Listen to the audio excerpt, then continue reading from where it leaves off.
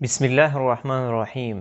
عرفہ کا روزہ کب رکھا جاتا ہے اور اس کی کیا فضیلت ہے اور اس کا وقت کب ہے، دن کب ہے اور اس کا تاریخ کب ہے، تو اس حوالے سے بات کریں گے۔ سب سے پہلی بات آپ یہ ذہن میں رکھیں کہ عرفے کے روزے کی بہت زیادہ فضیلت آئی ہے، بہت زیادہ اہمیت آئی ہے، اور اس دن اللہ رب العزت جہنمیوں کو جہنم سے برات عطا فرما دیتے ہیں، اور اس دن اللہ رب العزت اپنے بندوں کو بہت زیادہ قریب ہوتے ہیں۔ اور حضور صلی اللہ علیہ وسلم نے فرمایا کہ عرفہ کا روزہ پچھلے سال کے گناہوں کو بھی معاف فرماتے ہیں، آئندہ سال کے گناہوں کو بھی معاف فرما دیتے ہیں، تو یہ 2 سال کے گناہوں کا کفارہ ہے۔ تو اس کی بہت زیادہ فضیلت ہے، بہت زیادہ اہمیت ہے۔ اللہ رب العزت فرشتوں کے سامنے اپنے بندوں پر فخر کرتے ہیں کہ یہ میرے بندے ہیں، اللہ کے سامنے روتے ہیں، گڑ گڑاتے ہیں اور دعائیں مانگتے ہیں۔ تو اس دن کی بہت زیادہ فضیلت آئی ہے، بہت زیادہ اس کی اہمیت ہے، اور خاص طور پہ اس روزے کی، کیونکہ جب بندہ پیاسا بھی ہوتا ہے، بھوکا بھی ہوتا ہے اور اللہ کی عبادت بھی کرتے ہیں، اللہ کے سامنے روتا ہے، نوافل کرتا ہے، معافی مانگتا ہے، یقیناً ایسے آدمی اللہ کا کہ ہاں بہت بڑا درجہ پا سکتا ہے، اللہ کا قرب حاصل کر سکتا ہے، اور جو بھی دعا اس کے منہ سے نکلتی ہے اللہ رب العزت فوراً اسے قبول فرماتے ہیں۔ تو اس روزے کو آپ نے ہاتھ سے نہیں جانے دینا ہے، اس روزے کو آپ نے ضرور رکھنا ہے۔ تو جیسے کہ میں نے آپ لوگوں کے سامنے بیان کیا ہے کہ اس دن اللہ رب العزت جہنمیوں کو جہنم سے براءت عطا فرماتے ہیں، اللہ قریب ہوتے ہیں، اللہ فخر کرتے ہیں، اور یہ روزہ 2 سال کے گناہوں کا کفارہ ہے۔ تو آپ نے یہ روزہ ضرور رکھنا ہے۔ اب اس کی نیت کیسے کی جاتی ہے؟ سب سے بہتر طریقہ یہ ہے کہ آپ رات کے وقت اٹھے اور تہجد کی نماز پڑھ لے، سحری کا ہے، اس کے بعد آپ یہ نیت کر لے کہ میں کل کے عرفہ کا روزہ رکھتا ہوں، بس یہ دل میں نیت کر لے۔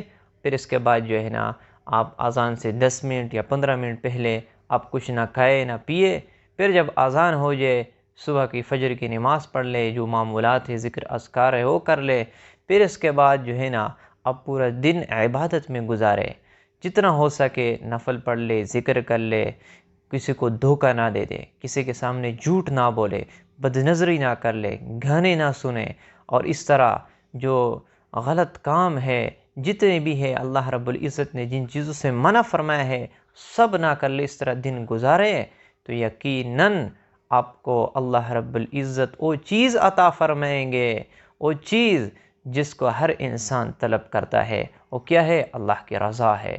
ہر ایک یہ چاہتا ہے کہ ہم سے اللہ رب العزت راضی ہو جائے، اور یاد رکھنا اللہ رب العزت اس سے راضی ہوتا ہے جو ان کے احکامات کو فالو کرتا ہے، ان کے احکامات کی اتباع کرتا ہے، ان سے راضی ہوتا ہے۔ تو جب آپ اس طرح روزہ رکھیں گے، یقیناً یہ جو فضائل حضور صلی اللہ علیہ وسلم نے بیان فرمائے ہیں یہ سب آپ کو حاصل ہو جائیں گے۔ اب سوال یہ پیدا ہوتا ہے کہ عرفہ کا روزہ کب ہے، اس کا تاریخ کب ہے، دن کب ہے؟ تو یاد رکھنا، جو پاکستان میں رہنے والے ہیں یا انڈیا میں رہنے والے ہیں یا کسی بھی ملک میں ہے، وہ سعودی عرب کے ساتھ روزہ رکھے یا اپنے ملک کے حساب سے رکھے، تو یاد رکھنا بعض احکامات اس طرح ہے کہ وہ مکان کے ساتھ، ملک کے ساتھ خاص ہوتے ہیں۔ آپ نے روزہ اپنے ملک کے حساب سے رکھنا ہے۔ 9 ذی الحجہ آپ کے ملک میں جو بھی بنتا ہو تو آپ اسی دن آپ روزہ رکھیں۔ ضروری نہیں ہے کہ آپ سعودی عرب کے ساتھ رکھیں، آپ نے سعودی عرب کے ساتھ روزہ نہیں رکھنا ہے، بلکہ اپنے ملک کے ساتھ، اپنے ملک کے حساب سے آپ نے رکھنا ہے، یہ آپ کا عرفہ کا روزہ شمار ہوگا۔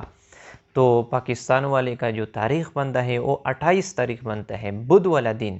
بدھ والے دن آپ نے روزہ رکھنا ہے، اور تاریخ جو ہے 28 جون بنتا ہے، آپ نے اس دن جو ہے نا روزہ رکھنا ہے، اور انشاءاللہ آپ کو یہ فضیلت حاصل ہو جائیں گی۔ تو آپ یہ روزہ ضرور رکھیں تاکہ آپ اس فضیلت سے محروم نہ ہو جائے۔